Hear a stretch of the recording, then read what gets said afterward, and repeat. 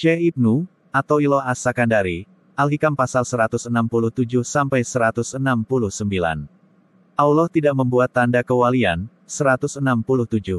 Maha suci Allah yang sengaja tidak membuat tanda untuk para walinya, kecuali sekedar perkara yang menunjukkan kepada Allah, dan Allah tidak akan mempertemukan dengan mereka kecuali pada orang yang dikehendaki akan wusyul, sampai kepada Allah, syarah sebagaimana telah diterangkan pada hikmah sebelumnya, yaitu Allah menutupi nur cahaya kewalian, begitu juga Allah menutupi para wali-walinya, dengan amal-amal lahir, seperti bekerja, makan, minum, sakit dan lain-lain. Jadi sangatlah sulit untuk mengenali waliullah itu, karena mereka juga seperti kita keadaan lahirnya. Syekh Abul Abbas Al-Mursi berkata, untuk mengenal waliullah itu lebih sulit daripada mengenal Allah, sebab Allah mudah dikenal dengan adanya bukti-bukti kebesaran, kekuasaan dan keindahan buatannya. Tetapi untuk mengetahui seorang yang sama dengan kamu, makan, minum menderita segala penderitaanmu sungguh sangat sukar. Tetapi jika Allah memperkenalkan kamu dengan seorang wali, maka Allah menutupi sifat-sifat manusia biasanya dan memperlihatkan kepadamu keistimewaan-keistimewaan yang diberikan Allah kepada wali itu. Dalam hadits qudsi Allah berfirman, para waliku di bawah naunganku, tiada yang mengenal mereka dan mendekat pada seorang wali, kecuali jika Allah memberikan taufik hidayahnya. Supaya ia juga langsung mengenal kepada Allah dan kebesarannya yang diberikan Allah kepada seorang hamba yang dikehendakinya. Syekh Abu Ali Al-Jurjai berkata, seorang wali itu orang yang fana, lupa pada dirinya dan tetap bako, dalam musyahadah dan melihat Tuhan. Allah mengatur segala-galanya, maka karena itu terus-menerus datang kepadanya nur ilahi, maka jika Allah menghendaki memperkenalkan kamu dengan walinya, itu suatu anugerah yang sangat besar yang wajib kamu syukuri, karena dengan itu berarti Allah menghendaki kamu bisa wusyul kepada Allah. Karena wali itu kekasih Allah, Allah tidak menghendaki selain kekasihnya berkumpul dengan kekasihnya. La ya'riful wali ilal wali. 168. Terkadang Allah memperlihatkan kepadamu sebagian dari kegoiban alam malakut, keadaan di atas langit, tetapi Allah menutupi dari kamu mengetahui rahasia-rahasia hambanya. Syarah ada kalanya Allah memperlihatkan kepada walinya alam malakut, sehingga ia bisa mengetahui segala sesuatu yang goib dalam alam malakut, tetapi karena rahmat Allah kepadanya tidak dibukakan padanya jalan untuk mengetahui rahasia-rahasia hati sesama manusia, itu supaya tidak ikut campur dalam urusan dan kebijaksanaan Allah yang berlaku pada hambanya. Selanjutnya mualif dawuh. 169.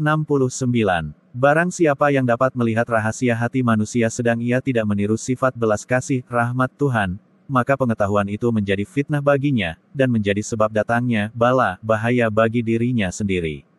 Syarah orang yang tidak dibukakan kasyaf untuk bisa melihat rahasia dalam hati sesama manusia itu termasuk karunia belas kasih dari Allah, sebab apabila dia dibukakan kasyaf sehingga bisa mengetahui rahasia hati orang lain, tapi dia tidak meniru sifat rahmat dan ampunan Allah, seperti tidak mau menutupi aib orang lain, tidak mau memaafkan kesalahan orang lain, tidak kasihan pada orang yang berbuat dosa kesalahan, maka kasyaf yang demikian akan menjadi fitnah bagi yang diberi, dan menjadi ujian yang berat baginya, bahkan akan menjadi sebab datangnya bencana bagi dirinya. Rasulullah bersabda, tidak akan dicabut sifat rahmat belas kasih kecuali dari hati orang yang celaka.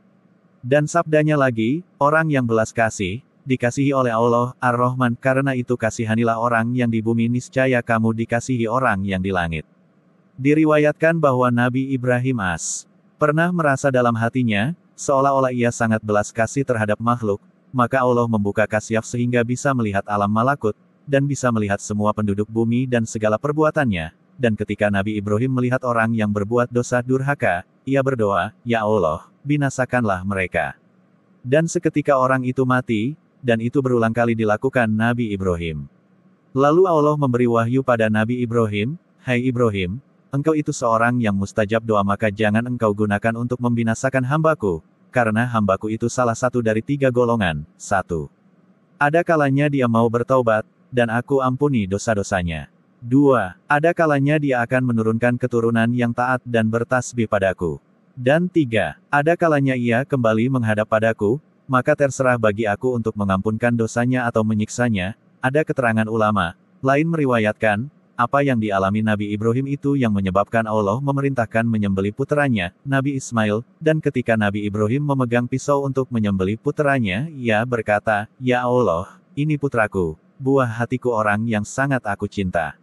Tiba-tiba ada jawaban, ingatlah ketika engkau meminta padaku untuk membinasakan hambaku, Apakah engkau tidak tahu bahwa aku amat kasih pada hambaku, sebagaimana kasihmu terhadap anakmu? Maka jika engkau meminta padaku untuk membunuh hambaku, maka aku minta padamu untuk membunuh anak kandungmu. Jadi satu-satu, ingatlah, yang memulai itu yang lebih kejam, bersambung pasal 170-172.